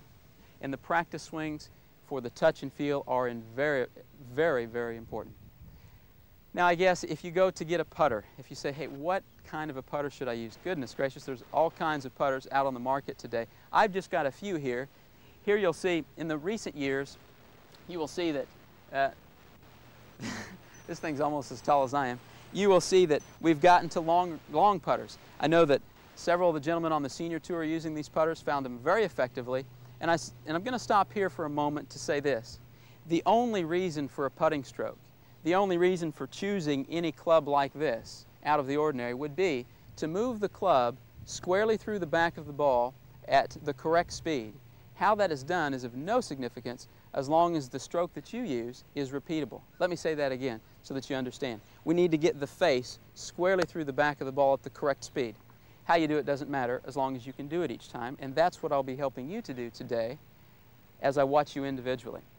So, we've got a long putter here. I don't suppose this would work for me, but it's been very successful for a lot of tournament players. And then, of course, we've got a blade putter. This, for years, has been a popular style of putter. You will see that it's a blade putter. There's not much perimeter weighting to it. You will need to hit the golf ball in the center of the club face to be accurate with this putter. However, those of us who have a lot of touch and feel will be very successful with a putter like this. Very good on fast greens, like we have here today. And then, of course, we have a mallet style putter. And this putter would be very useful for putting on slow greens. It's got a little bit more weight to the end on the end of it. It will send the golf ball rolling along the ground very nicely on slow greens. Again, the technique. We make sure that our palms are facing, thumbs down the center of the shaft. Ball is middle to forward in my stance. My eyes are over the golf ball. We will try not to have too much independent hand action in this golf swing. Too much independent hand action makes the club open to close too quickly, pulls and pushes. So we won't be using a lot of wrist action here, unless, of course, you've been very good at it for years and years, and then we might just lets you keep a bit of that wrist action. So, eyes over the golf ball, palms facing. My arms and shoulders will move the club back and through. Extremely important to take a couple of practice swings for the feel of what distance you have to go.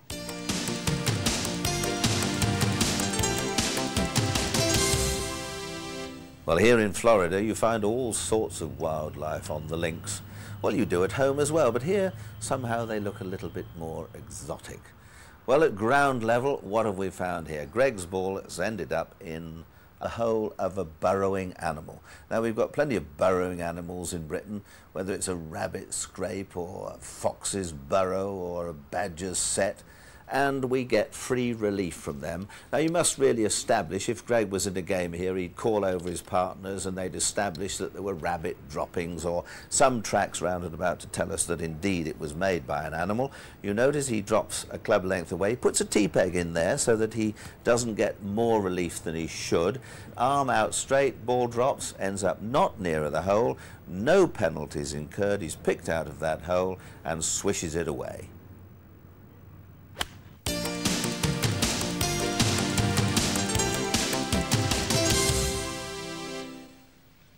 Now we're on the magnificent Palm course. This is the 16th green, where we find Todd with our left-handed pupil, Brian Nicholas. Apart from being Danny's father, he does look a bit like Nigel Mansell. But Brian plays off 10. From left to right. From left to right. Okay, if About 6 inches. Okay, if you get the speed right, I'd say that's just about right.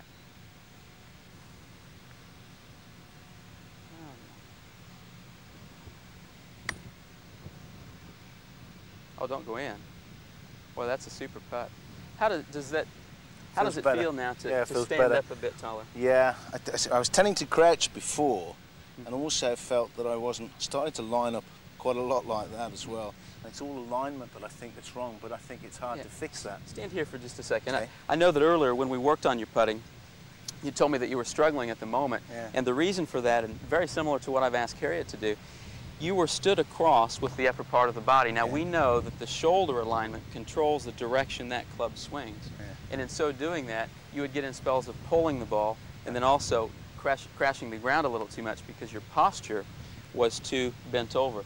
So even here in this putting, I'd like for you to keep your posture up so that you can see the line just a little better and make sure that for you that left shoulder feels a little back and down. That will give this putter the right arc to swing on. Have one more go at that, and just make sure that your head is up and your shoulders are set back to the left. That-a-way. Good. That's a super address position. Now we just work on the speed now. Ah, that is very good. And there you just have a tap in. Yeah. Excellent. You know, one of the things here in Florida that we have to watch for is actually the grain of the green. Very strong sometimes. Yeah. And I think you can see we're here in the morning, but in the evening time, the sun sets in that direction, and oftentimes the Bermuda in Florida grows in that direction. And you could see that this is a fairly level putt. However, swings a lot, doesn't it? Yeah, a lot more than I thought. Yeah. Actually, a good way for you to take a look at that now and then is if you would, while you're just reading your putt, if you could just take a look to the left, and you would see that it's a fairly dull sort of a look that way. And as you look that way, the grass is going in that direction. So it looks a bit more shiny. And a lot of that in Florida. Does it always go that way then when it's growing that way? Yeah, it will tend to do that. Even sometimes when the putt looks straight, it'll still head in that direction. Your technique looks wonderful. I expect to see a few shots off the game because of that. Thanks a lot. Well done. Okay. Have you got that now? I think so. Okay, all right. This course is used for the Walt Disney Oldsmobile Golf Classic, and our other pupil here is Harriet Rowe, a former Surrey junior. When time allowed, she used to play off 6, but now, sadly, 15. Well done. Good setup. Excellent. Excellent. Pretty good. Come right back here for just a second. You know, it's really important when you get ready to hit a putt that you look at the putt from 2 directions. You know, one from behind to see the direction that putt will go, to see if there's any undulation in this green, to see if it's going to break any from right to left on this putt, for example. But then also, because we're struggling with the distance, I would say before you hit this putt next time, before you get yourself on a putting green, always have a look from the side of the putt Now it only takes a second from your golf cart to your golf ball to just stop and have a look at your putt from the side. And what that will do is it will give you a picture in your mind of how far that golf ball has to roll. And then you can just take a mental picture of that very quickly. And then as you're taking your practice stroke, you can take a stroke or two to envision actually hitting that golf ball the right distance. Have you watched a lot of golf on television? Have you noticed that when those guys or ladies have a putt of any distance at all, a lot of times they'll take 2 or 3 practice strokes just before they hit that golf ball. And what they're doing is those are actually feel strokes. Those are strokes so that they will get the feel of how far they want that golf ball to go. And then they'll commit themselves to that very stroke and then do that. Your technique is wonderful. Of course, we worked this morning. But you need to work diligently now on the speed of the putt. And we'll give you some drills to do that. Okay? Well done. I'll tell you what, Brian, why don't you come on over here? I've got a neat little shot to show you that I think will help you. I have to let you guys know what happened to me the other day just before I show you this neat little bunker shot. Mr. Alice and I had a match going, and it was pretty exciting because we were actually even after 16 holes. The 17th hole, he hit his shot into the bunker, and he left himself with a shot that looks just about like that, just right nestled up against the back edge of the bunker, and I knew I had him. However, he said to me, Todd, he says, would you do me a favor? I said, sure. He said, will you drive that cart just around to the next hole there? I said, no problem. So then, you know what, he gave it one of these.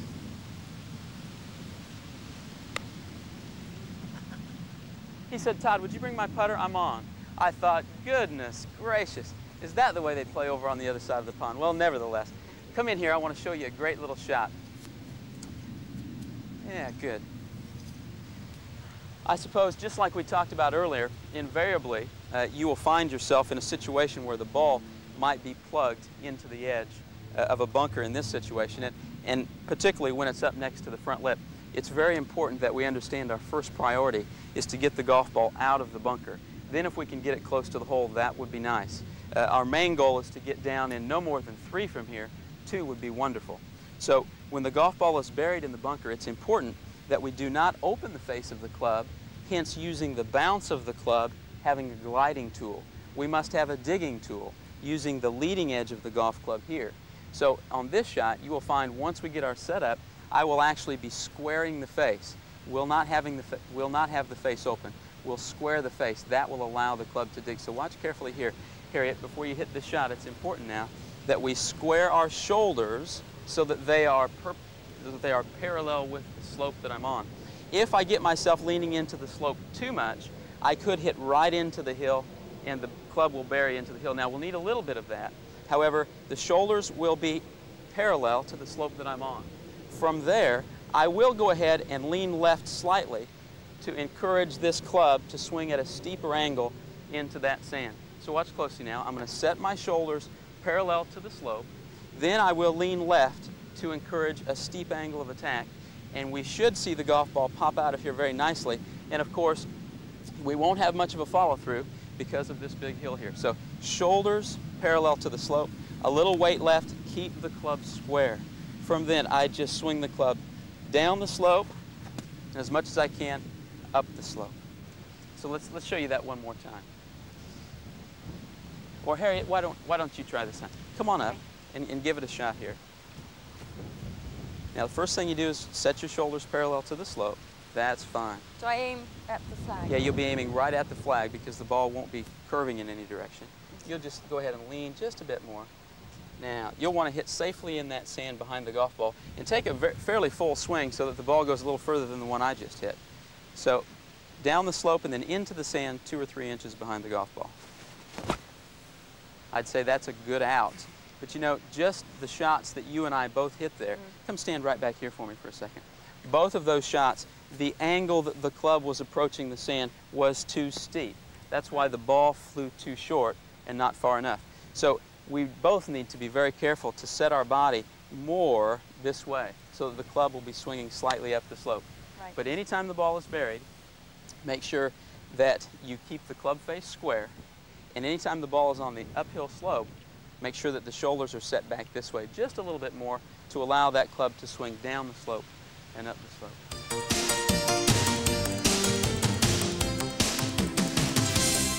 I've placed some golf balls in some trouble spots, and we're going to show you how to attempt to get out of those, or if you can't get out, how to use the rules to your advantage. And joining me today, I'm delighted to say, we have touring professional Nick Price. Nick, great to see you. Thanks, good to be here. You're looking very lean and fit, eh? Thank you. You're looking wonderful. Well, I've put these golf balls down in some pretty nasty little places, all in these roots here, and well, that to me, sort of, you shouldn't have a go at that. I think we have a classic case here of an unplayable lie. Yeah. Where we have three options as to how we can drop out of there, because we could be all day trying to get it out of there. So the first one is you have 2 club lengths. Your first option, 2 club lengths either side of where the ball is, and not closer to the hole.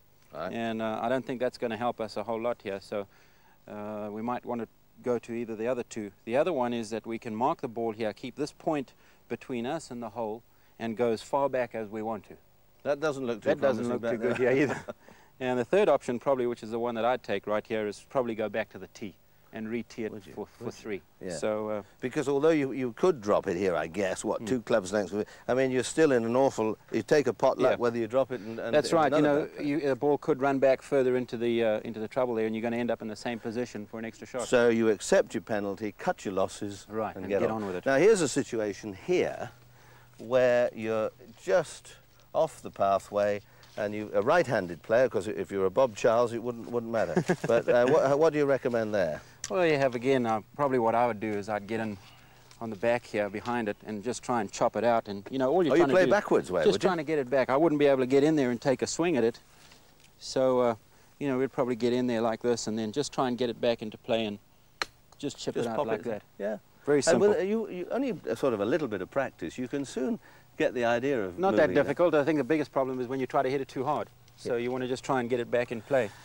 Now here we have, this is probably a rule that occurs more in resort golf in America, Canada, maybe on the continent of Europe, not too much in Britain. You're on the cart path. Right. Now, we have relief, but again, a lot of people don't understand that when you take relief from whatever, you must put it to the nearest point of relief, right. And they don't totally understand that. Just take us through the nearest point of relief. Right, well, what I'd do here is I always take out a tee and I'd mark my nearest point of relief, which would probably be right here. Yeah. Now, a lot of people might go over to the other side there thinking that this is it's unfair relief, that I should, yeah. But what you would do is you would take your nearest point of relief there, pick the ball up, then you have a club length either way, not nearer the hole again, so you rather place a club down here that is running at 90 degrees to the hole, and then you have this whole area here to drop within. And unfortunately with this tree here we're going to have a bit of a problem, but at least we don't have to play off the concrete. No, but you see that's a point that people miss. They can't understand why there's no penalty for dropping it or picking it off, or whatever it may be. It may be an immovable obstruction or whatever, and then they feel they're being penalised by another hazard. But in fact they must remember they're getting relief from this, that's one relief, you're not getting two relief. So you can't drop it over there. That's the same with water, puddles, casual water. You must drop it to the nearest point where there's dry land. Absolutely. Right. Now I've got a little corker for you over here. I've got a little belter stuck on the side of this bank, ball well below your feet. Nothing too ambitious? No, once again I think we're in trouble here, and basically we want to just make sure that we get the ball back in play. And probably what I'd do here is take a lofted club like a 9-iron, a pitching wedge or a sand wedge, widen my stance, get right down to it, choke down on the club a little bit, and then just go ahead and chip it back out. Just 60, 70 yards down. That's all you need. That's all you need. Because people have a handicap. I mean, they've got strokes, but the majority of them sort of dissipate them, don't they? They don't really make the most of it. And how many guys do you know, they say, well, I played so well, and if I hadn't made a 9 on that hole, and that's where they start, you know, from the positions that we've shown. We've got a little surprise for you. Okay. We've got Harriet and we've got Paula, and they're waiting down on the 18th tee. We thought we'd have a little foursome. Just play this one hole. You've got to give us a shot. I think that, do you want to have a go and play this? That'd be great. Thanks, Peter. Very nice. Thanks, Thank Peter. you. You've taught me a bit today as well. It's always good to learn something from the old master. Okay.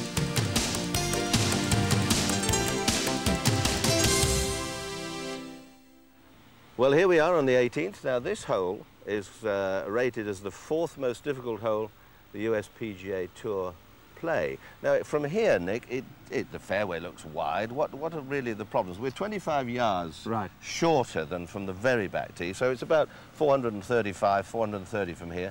What's the problem? Well, the difficulty normally is that we play this hole into the wind, so that adds an extra 20 yards onto it. And also, you then drive near the bunkers on the left because your ideal approach into the green is from the left side, away from that bunker on the right up by the green there.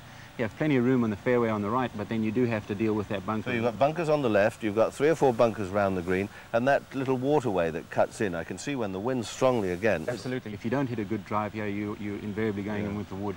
Now, all our folks in the UK know what a foursome is. In America, it's known as an alternate shot situation. So the boys will drive, and then the girls play the second, then the boys play the third. I'm going to play with Paula, who's only been playing, what, 8 or 9 months, so she doesn't have a handicap yet. Okay. So we're going to nick a stroke off you. We must have. Fair enough. We tried to negotiate 2, but you wouldn't stand for it. Harriet's what? What do you have? 15. 15. Now, Harriet really gives it. Well, Paula does too. Well, we'll give you the honour. How about that? We can't be fairer than that, Paula. No, give them I too think much. fair fellas.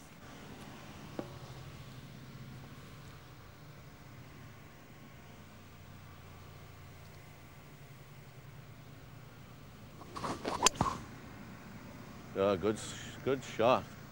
Dead centre. That's a long one, eh? Yeah, that one is. Caught that one well, didn't you? Thanks. Now, don't you go out driving me now, Peter. I've only got the old-fashioned stuff. A bit of timber and a... I've got a new ball. That's a bit exotic for me.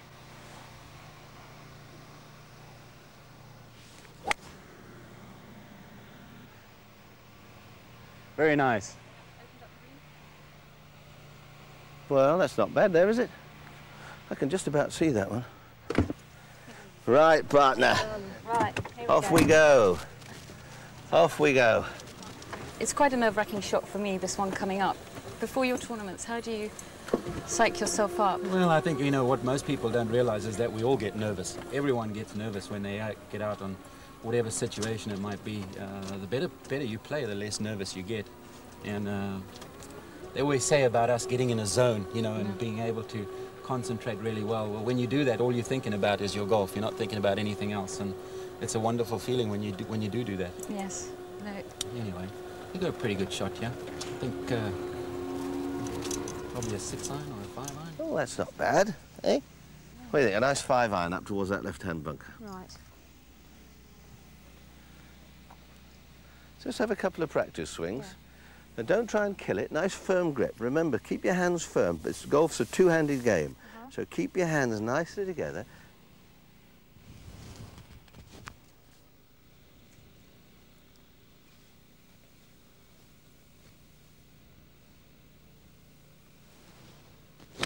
Oh, good hit.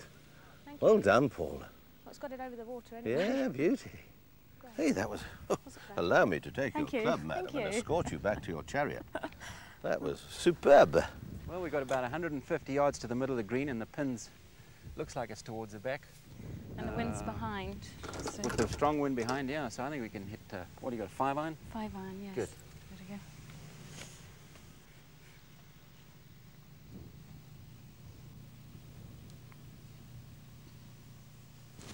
we go.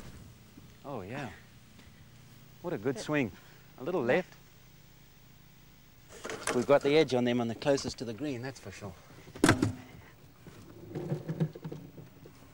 Do you find as a new, I mean, we keep saying a new player, a new golfer, are you contemplating, are you trying to join a club? I would love to. I was hoping to sort of get my act together and sort something out in the summer, really. Yeah. But I don't really know how to go about it. It's not so easy, you see. We talk and we hear about so many people wanting to play golf and very few places where you can join, because people want you to have a handicap before you can join a club. So it's a sort of chicken and egg catch-22 situation, which is...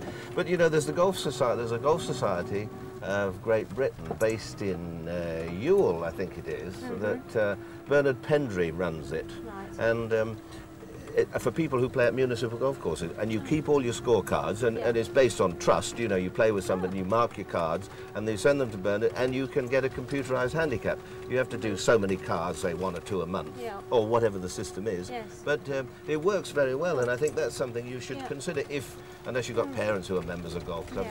You know, it's not always so easy. No.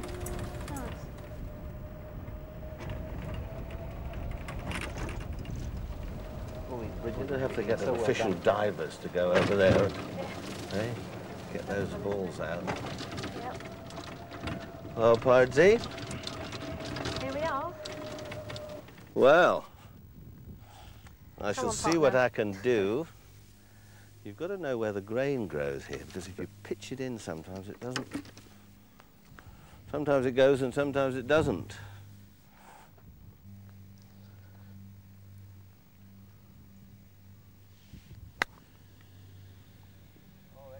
Oh, lovely. Well done, Peter. Skimmer. Well, a little skimmer. Well, let's have a look here. Well, you haven't given us much room for error here. Is that your way? No, that's fine. The old trusty pitcher? Yeah, this one's been with me for a while.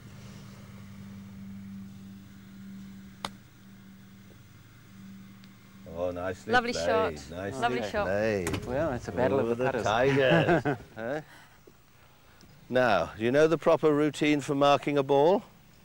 Now, the proper routine, officially, you're supposed to put the marker behind the ball, not to the side or anything like that, and the marker goes down first, and then the ball comes up, right? Yeah. And then when the ball goes down, and the marker comes away. It's almost impossible to put it on the same little bits of grab, but it's something that's abused quite a lot, isn't it? People are a bit careless. There's a lot of people mark on the side of the ball. Yeah, or that years ago they just used to scratch a line on the green with a T-peg, but then it all became more sophisticated. Okay, let's have a look here.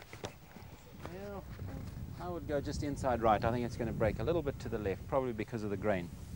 Okay. This is your big moment. Oh, I mustn't say anything. That's That's called intimidating behaviour.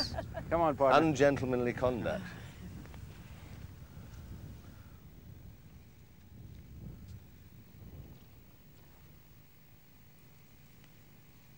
Looks different when you get up here.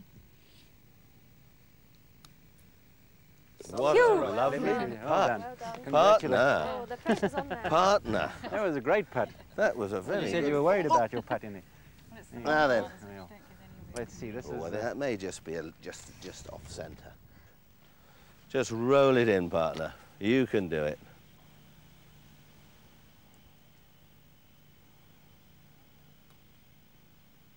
Oh, partner.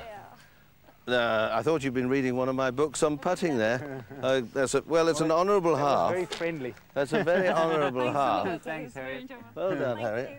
Thanks, Peter. Well done, Thank Nick. you. Partner. Kissy, kissy. Congratulations. Hey, look at these characters over. What are you characters up to? Come over here, the pair of you. Come out of there, you two villains. That's it, straight up the face of the bunker. I could, you rascal. Young Mickey, great to see you. Goofy. Hi, well, we must thank you guys for looking after us. We've had a super week here in Disney World, and I hope for you at home you've enjoyed our programs. I think there's been something for everybody. We hope you've picked out those little bits of magic that will help you with your golf game. Wonderful old game of golf. So, that's it for now. Bye-bye.